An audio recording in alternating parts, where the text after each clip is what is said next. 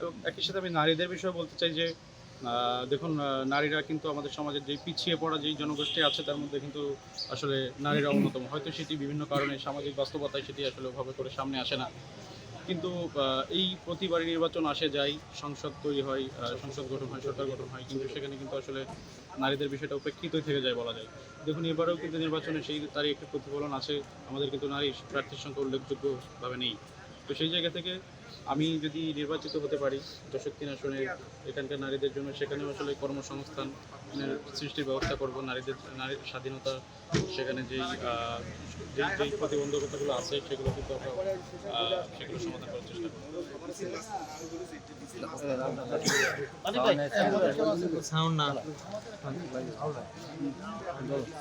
হচ্ছে যে নির্বাচনটি আসলে সুষ্ঠুভাবে সম্পাদন হওয়াটা সম্পাদন করাটাই আমাদের প্রধান লক্ষ্য। এখানে যদি নির্বাচন কমিশন লেভেল প্লেইং ফিল্ডের সেই সুযোগটা নষ্ট না করে, প্রশাসন যদি পক্ষপাতমূলক আচরণ না করে, তাহলে আমাদের যেই তরুণ সমাজের মধ্যে এবং